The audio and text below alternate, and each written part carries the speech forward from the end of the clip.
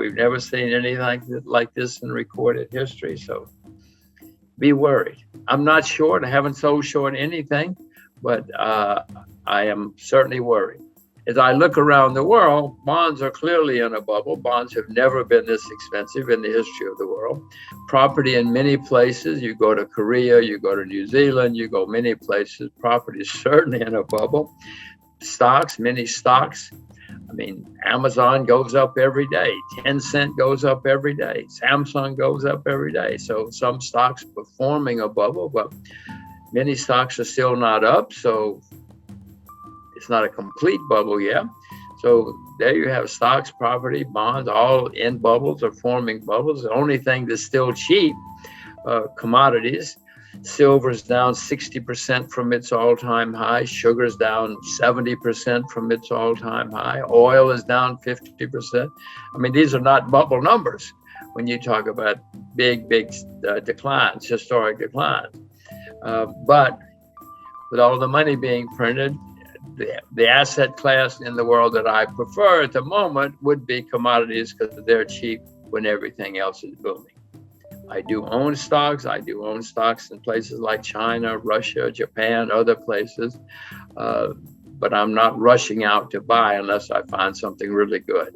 Well, I said, I'm not short. I know it's going to end badly. If something comes along that's good, I'll buy it. But Adam, I know this is going to end very, very, very badly. To repeat, the better it gets, the worse it's going to get when it comes to an end. I would suspect that when it ends, we're going to have the worst bear market in my lifetime. In 2008, we had a big bear market problem because of too much debt. Adam, since 2008, the debt everywhere skyrocketed, unbelievable. Even China has debt now. China didn't have debt 20 years ago, 15 years ago. But even China has a lot of debt now. Who's going to save us? The Chinese saved us in 2009 because they had a lot of money saved for a rainy day and they started spending it. They don't have a lot of money to spend now. Who's going to save us? North Korea? North Korea doesn't have much debt. That's why I say. But I don't think they have enough to save us because I don't think they have money saved for a rainy day like the Chinese do. Do you have greater confidence one way or the other if this is going to end in a debt crisis or runaway money printing or maybe both? How do you see it? Well, first of all, I have no confidence in them. You said they. The other people you were talking about have confidence that they are going to save us. I have no confidence in they, whoever they are. I will say, Adam, it's a good time to be old in America because I don't have to pay for all of this when it comes to an end. My children, oh my gosh, the problems my children are going to run into in their lifetimes because of what these clowns are doing now. So I say it's good to be old.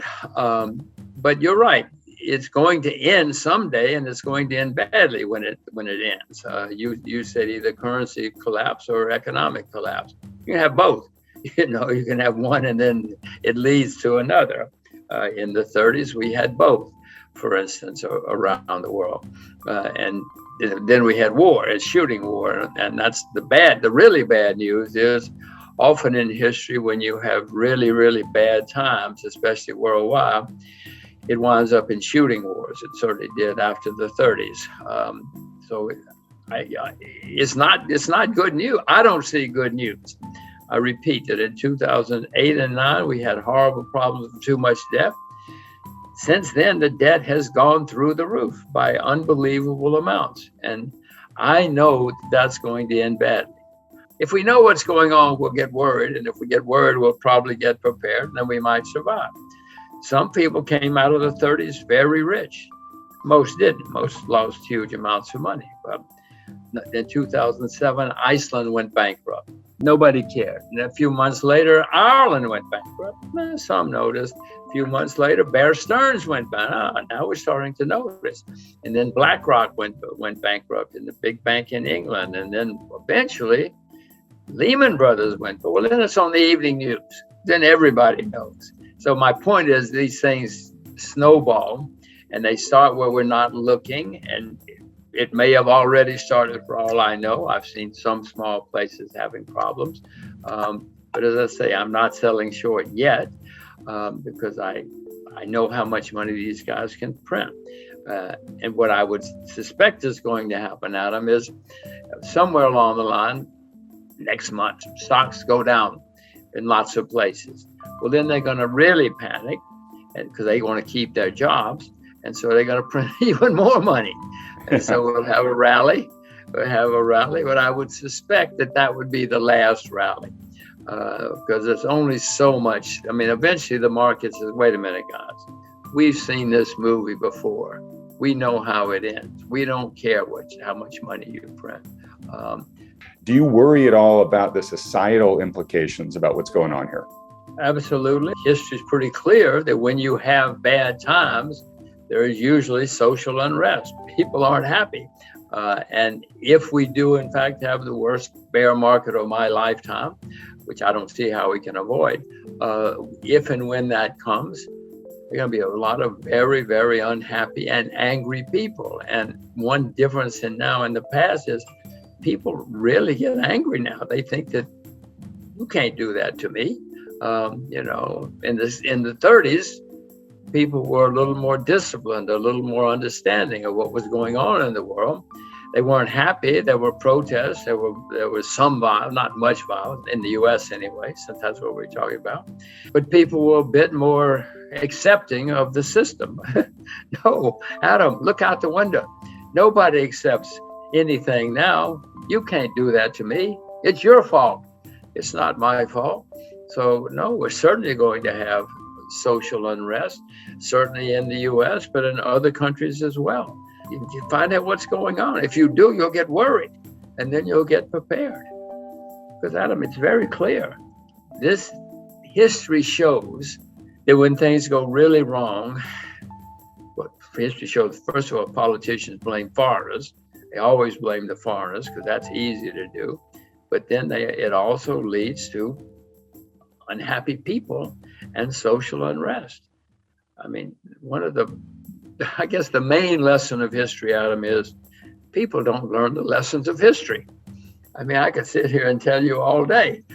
We had a president recently who either didn't know history or thought he was smarter than history, and it didn't matter. Well, I know history smarter than I am, and I know it matters.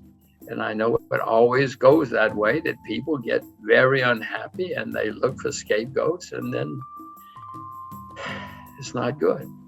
They've already gotten into trillions, which you and I never could have conceived of. Most people could not have conceived of, but they don't want to stop. So I'm wondering what's after trillions. We're going to learn new languages, new vocabulary here in the next year or two if they keep going the way they're going. Nearly every government, every central bank in the world has been printing huge amounts of money and borrowing and spending huge amounts of money. It's never happened like this in the history of the world. Never in recorded history have we seen so much excess. I'll call it excess. They think it's normal. They think it's fine.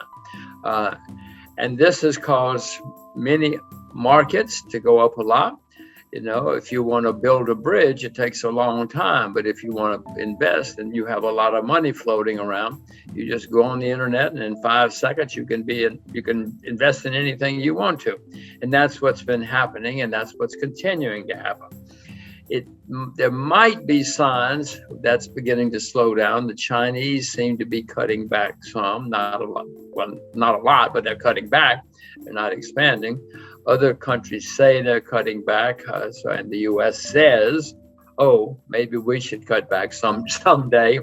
But in the meantime, there's gigantic amounts of money floating around. It's going into markets. It's going into the real economy as well. It's artificial.